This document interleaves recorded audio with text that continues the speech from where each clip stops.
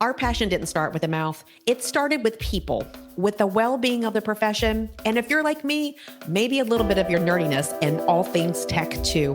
We all want to love what we do, but the truth is, burnout, people problems, and glass ceilings can keep us from doing what we set out to do. So let's get back to the heart of connection. Welcome to the Dental Handoff. This show is about passing you the knowledge, the habits, the systems, and the strategies to lead your teams, lean on your tech, and listen to your gut while you take care of people and truly the overall health of our communities. Let's stop using the wrong end of the toothbrush, y'all. My name is Dr. Kelly Tanner. Oh, and uniquely, I'm a dental hygienist too. You can consider me a guru in the dental and leadership industry. With over 3 decades of experience, my goal is to take you to the next level by empowering growth, perspective, and confidence.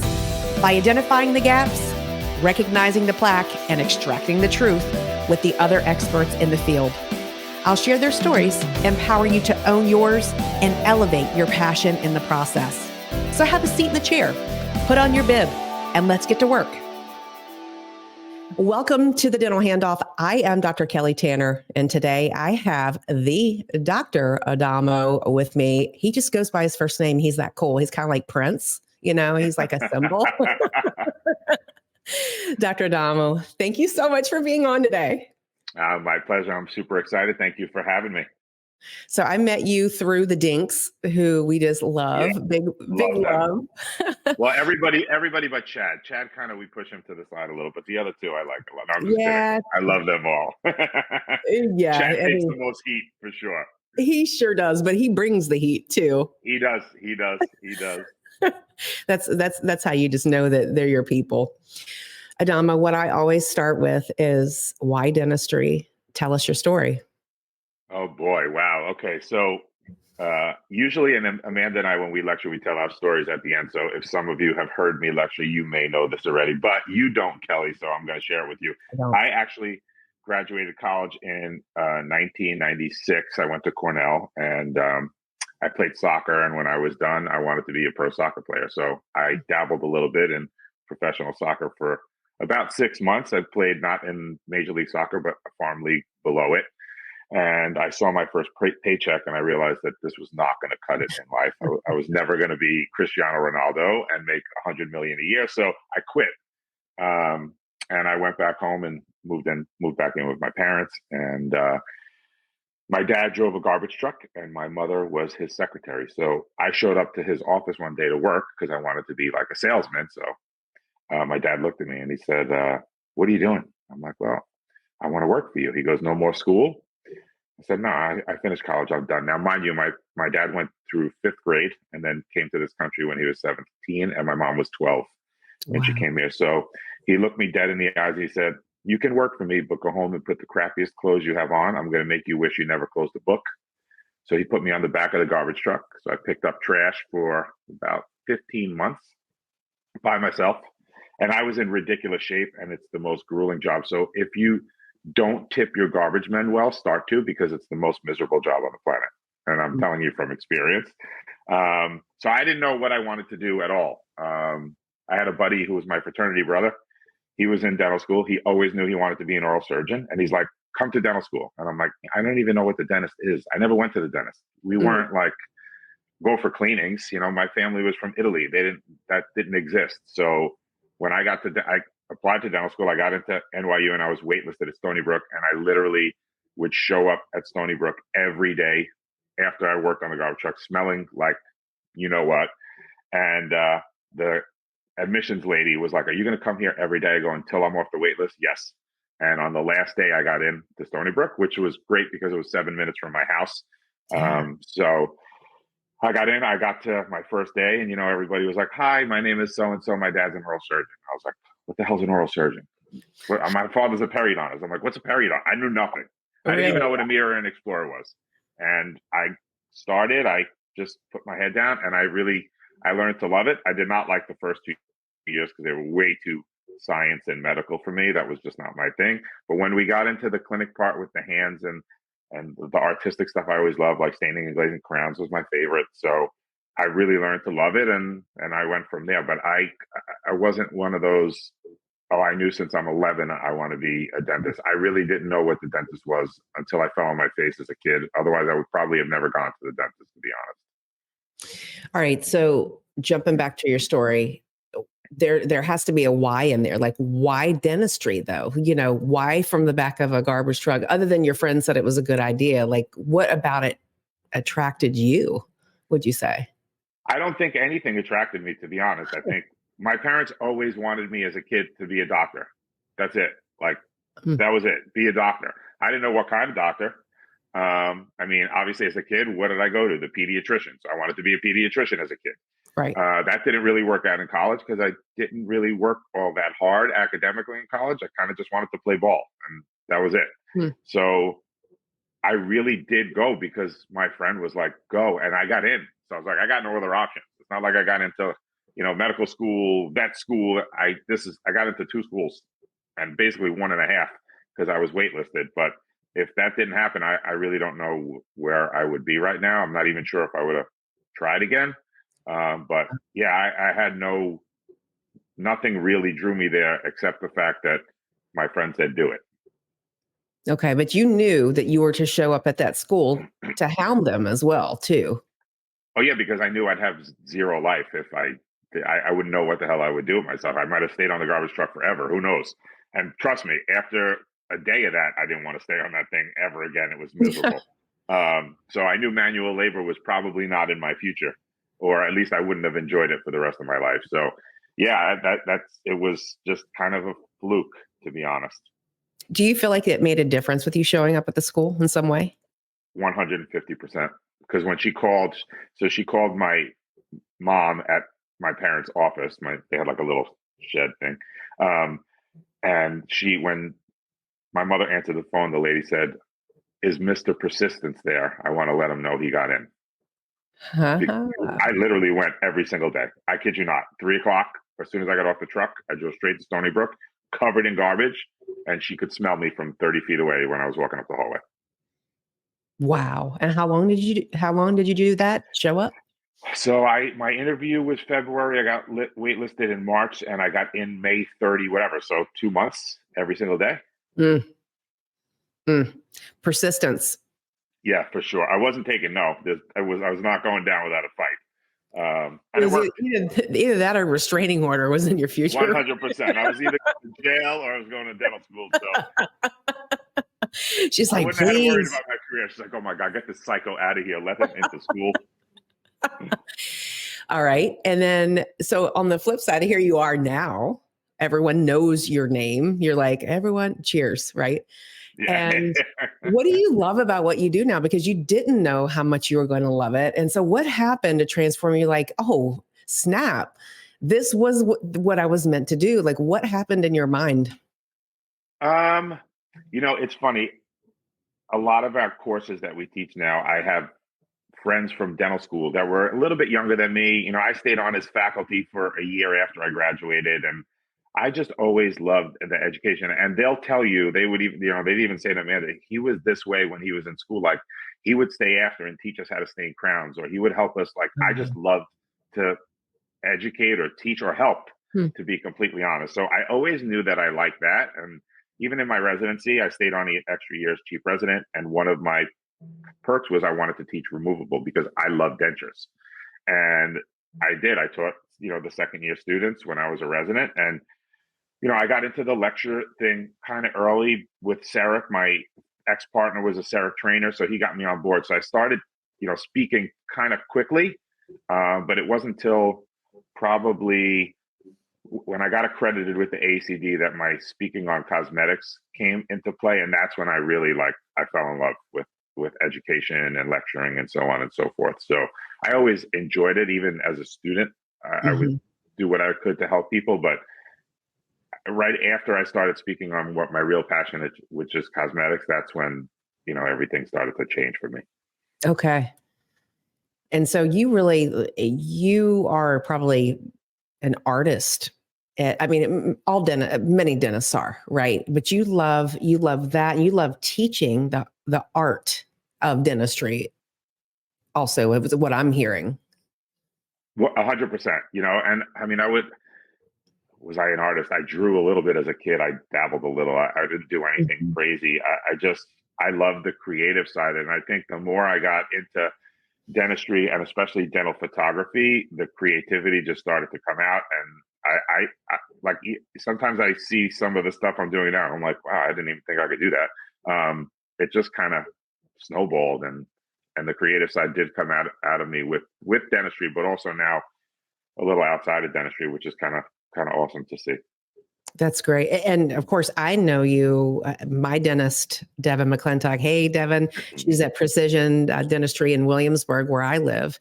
And she trained under you. And that's how I knew of you, like way back in the Wayback Machine, because you are known also. Well, you're known, just so you know what you're known for. Oh, this could be bad. Just so you know what you're known for. Like, is that is precision, is the photography, is if you trained with Adamo, you are the best. Just so you know that. That's very humbling, and I appreciate that. And listen, I do my best to educate everywhere, and I was blessed to have somebody like Devin, because Devin is a step above and beyond any other person I've ever seen. I have two residents. My second one is with me now, and everyone makes fun of me because they say I got the best two residents on the planet, and I totally did. But Devin, I knew she used to come shadow me every week when she was a resident, every Tuesday. Mm-hmm. And I knew then, I'm like, this kid's going to be a star, because she's hungry. She wants to learn, and she does things with class, and she does it with humility, and she does it with just such a honest and respectful way. She doesn't cut corners. She doesn't cheat you. She does what the best way I think I could say it is, she would treat you as a patient the way she would work on herself or her mother or her father. That's that. And it's for everybody. So, there's a lot to be said about that, because I think in our fast paced world, people lose sight of that. Yeah. And they focus on things like making money, which, yes, we all have to do, but you also still have to do the right thing. And Devin is definitely one that does that. Yeah. Well, it shows in her work, and it says a lot about you and the legacy that you're leaving in the profession, and also the heart that you have Thank left you. that will continue to leave in the profession. So let's jump forward to where you are now. What are you up to? What are you I am. Yeah, I know. That's the thing. What am I not up to? It's so funny. This is like the first Friday I've been home in like 7 weeks. Mm. My schedule is a little crazy. So I sold my practice on September 1st. So I am no longer an owner, but I am an associate. Okay. My former associate is now my boss, which is kind of awesome because she's amazing. Her name's Julie DeSimone. And then she's partners with my former partner, Larissa. And it was a bittersweet thing for me, because I've been in this office for 20 years. But with how my lecture life and my personal life and my office life, they were all going 1,000 miles an hour, and something had to give, or I was going to burn out and just be finished. And I couldn't do it. And, my responsibilities with Impress have changed. Amanda and I have gotten a lot bigger than we thought we were going to ever get. So there's a lot going on down in Charleston with our courses. My responsibilities at the Coy Center now, John was kind enough to make me faculty at the center. Mm-hmm. So now I am at the center 6 weeks a year. Wow. For one of the courses with John. So, to do that, honestly, I don't think it was fair to my partner to say, hey, I'm gone probably 14 to 15 weeks out of the year on the road. You handle the office, right? So I think the right thing to do, even though it wasn't easy, was to give that responsibility to someone else who that's their main focus. And Julie's amazing. She's doing a great job already. She's going to continue to do a great job. And I work as an associate now, and I come and go as I please, because my life has changed so much on that front. And it's been a whirlwind. So I went from January 2nd till now. I was 2 weeks in Seattle, 5 days in Aruba, 13 days in India. I mean, I really haven't touched down yet. I don't even know what time zone I'm in anymore. And we're not even in March yet, which is frightening. But yeah, we're still in Q1. We're like in the middle of Q1. And I'm like, is the year over yet? I need a vacation. But yeah, listen, I'm I'm very blessed. This is what I always wanted to do. I love the education part of it. I didn't realize how overwhelming it was going to get. It is sometimes, if I turned my computer to my right, you would see clothes in piles all over the floor that I have to wash and repack for another trip to Chicago next week, and then back to Seattle for 2 weeks in a row. So it's a lot. It looks really glamorous on social media, but I promise, it looks amazing. He's like, oh my God, India, Aruba. I'm like, oh my God, I need my bed. I'm tired. I've been living out of a suitcase. But listen, I'm very humbled. I didn't think I'd reach this point in my career. And, between educating with John at the center, and really the biggest thing for me is what Amanda and I have created down in Charleston has been mind blowing to me. It's awesome. It's really awesome. So what's the future hold for you? Where do you go from here? That you could conceptualize, that you would know about, right? Because we don't ever even know how we got from here to there, because we didn't even think that it was a thing, right? No. I think for the next few years, this is pretty much the pace I'm going to be at. I'm going to focus. I think our next big step for Amanda and I is an actual center and building down in Charleston, which we're looking at right now. Right now, we rent out a hotel. So we do about 8 courses a year, and it's a lot to go from. So we have 2 storage units completely full that we load up 4 cars every time, go to the hotel, set up, break it down, bring it back. That's time consuming and taxing. And I think we're at the point now where, we're consistently filling up, which we've always had. We've been really blessed with that. But to have our own center, to even maybe take that to the next level where we have other speakers that we look up to come in and educate at our facility for people who follow us, I think that's one of the visions that we might talk about, or we do talk about for the future. So, I think my next main focus is really getting Impress solid on the ground and have it our own, instead of, like I live now, out of a suitcase. Basically, we teach out of 2 suitcases or 2 storage units. And I think it's time to make that next step. Yeah. That can be a little bit intimidating. Yeah. Yeah, for sure. For sure. Listen, everything is scary. When I sold the practice, I was like, oh my God, did I make the right decision? What the hell am I doing? I had it so easy. I'm so busy. I didn't really have to do anything. Why am I always looking for something more? Right. And I don't know if it was something more in the sense, but just following my passion, which I always did. And I'll tell you, when I went to India with Amanda, it was one of the best trips I ever had, professionally and also personally. Amanda and I are super, super, super close. And after the trip, she looked at me, she goes, all right, now I know we're definitely best friends, because I didn't want to kill you after 12 days. We can do this.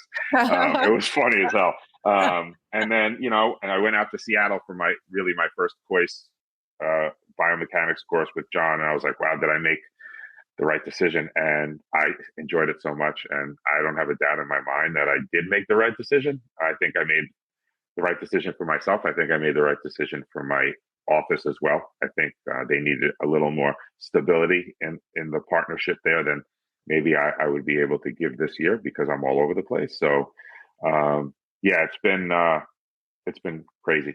That's exciting. It does snowball. So fast. So take what you just said and apply it to basically any area of an associate's life or a dentist's life, a student's life, no matter what kind of occupation. Really, you had a tipping point that you reached and you said, I got to go to the next step. Like, what's some advice that you can give to say, here's how you know when it's time? That's a great question, because I think what I see now, unfortunately, is I would give this advice to an associate, somebody young starting out, somebody looking for change. Take your time, slow down. I mean, they want everything so fast. They want it yesterday. We're used to instant gratification now. Like, I don't have to get in my car to go to the grocery store and buy myself food to cook lunch. I could just hit a button and it shows up at my door. And unfortunately, I think the younger generation, and I don't mean to stereotype them like that, but they are used to that. I didn't grow up with a phone like that. You didn't grow up with a phone like that. We didn't grow up with phones. Right? I mean, come on. So and I think they're trying to do too much for the wrong reason. That, when you pick a school of education, for example, the Coy Center, the Spear Center, Dawson, LV, whatever you believe in, it's fine. The goal is it's a lot of money, first of all. It's not cheap, right? The goal is to take that, learn it to your best, implement it, and make patient care better. Not just to take and say, oh, I graduated Coy. Oh, and now I'm going to do Spear. Oh, and then I'm going to do Dawson.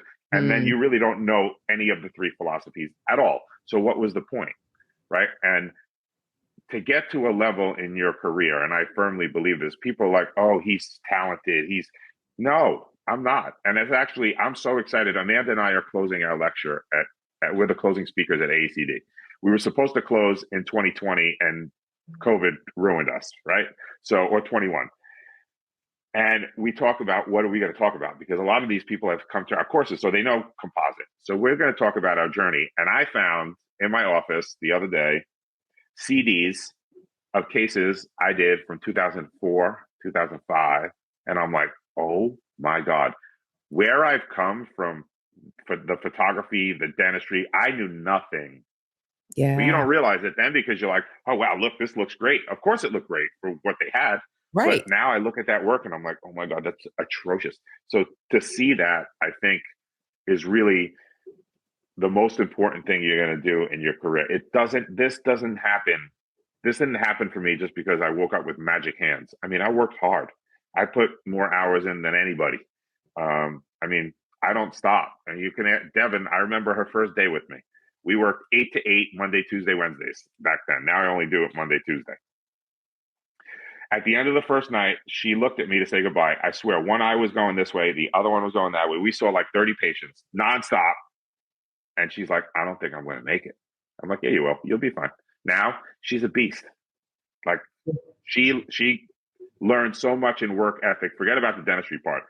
But she realized how hard that I actually work. And there were nights where we'd work days, 12 hours, and then I'd have a makeup artist come in for a photo shoot till 11 o'clock at night. And she's like, you're out of your mind. I'm like, well, if you want to reach the top, you got to work harder than anybody. And that's the mantra I've always lived by. And, I say it in every lecture. I'm not any more skilled than any dentist I've ever met.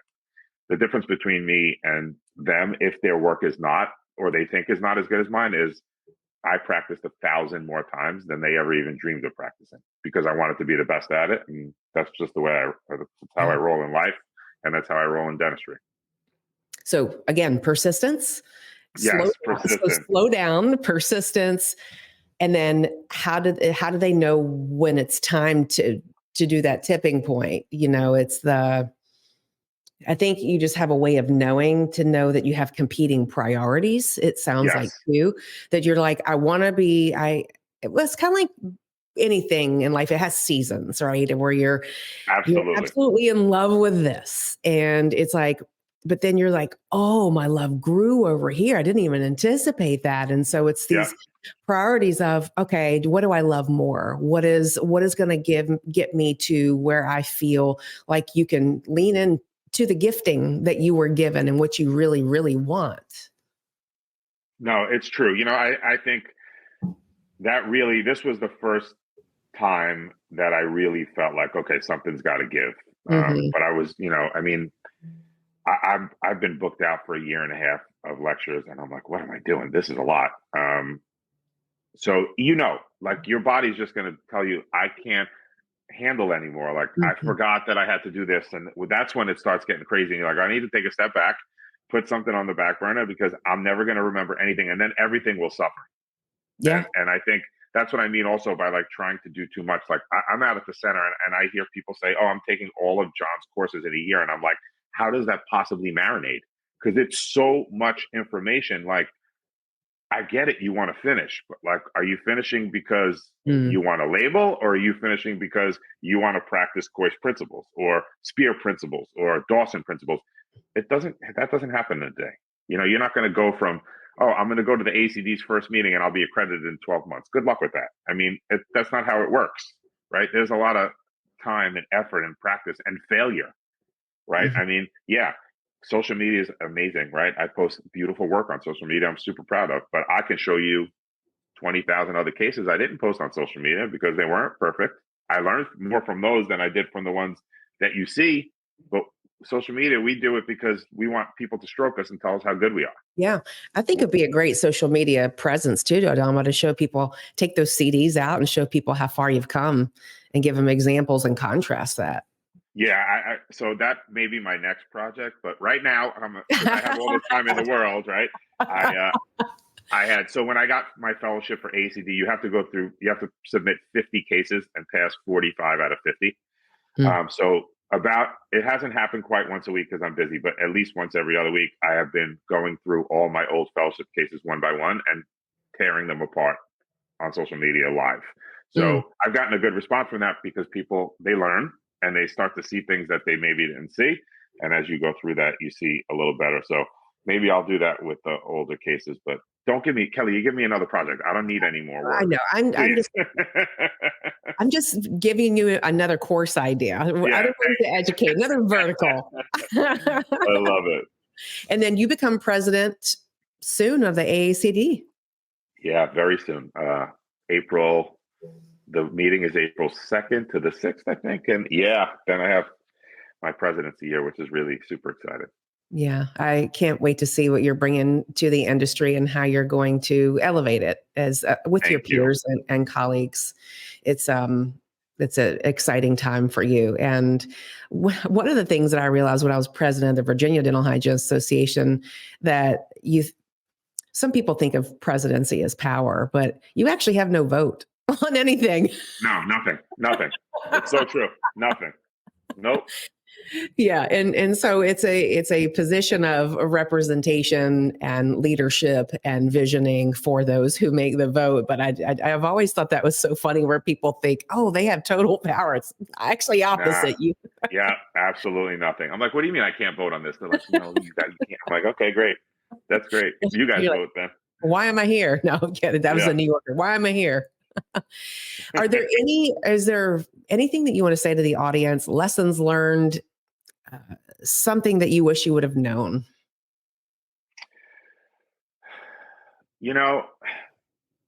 I think for me, for what I see now, I just, the one main thing would be, what we touched on already. I think everybody just needs to slow down and take a deep breath and not chase fame.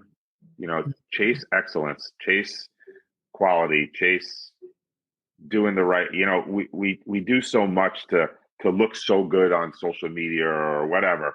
The reality is we need to be working that hard so our patients get treated properly and treated with excellence, and then the rest will come. And I think one of the coolest lines I ever heard somebody said to me not too long ago was, a lot of people want to be speakers, but not many know how to educate. And I think that's true. I think there's a lot to that, because standing up on stage and speaking is one thing. That's great.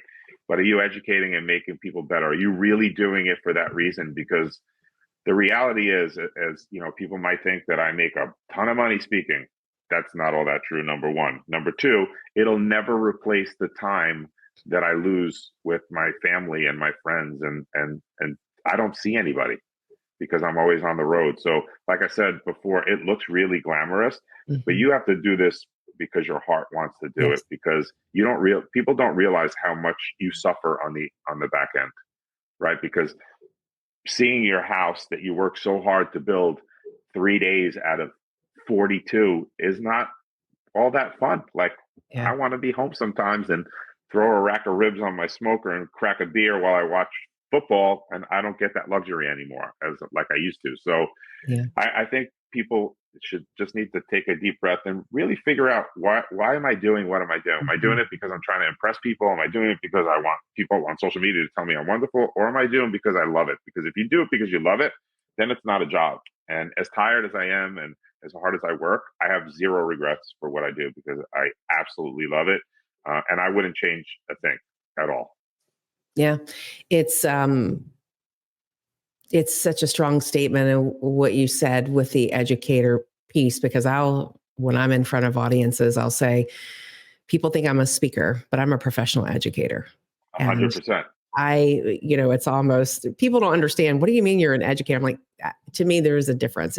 There is. Speakers have heart, and there's nothing, of course they do. We do. But it's the education piece that I'm absolutely 100% in love with. Yeah, absolutely.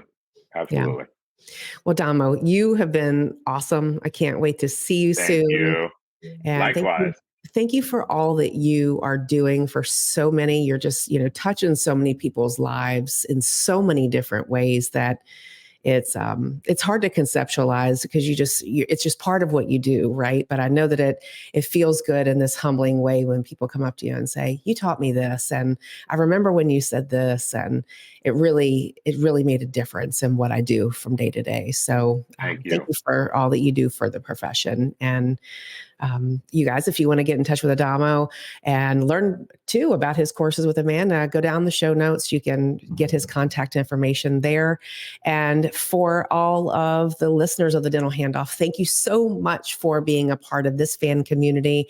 And I always ask to do me a favor, go on to Apple, give me 5 stars, 5-star rating. Even Adamo recommends 5 stars, right? Always. Yeah, 5 stars. And then go on over to YouTube, like, subscribe, share with people who you love, which is everyone. So thank you for all that each of you do to better the public and the community. We'll see you next time. Thanks, Adamo.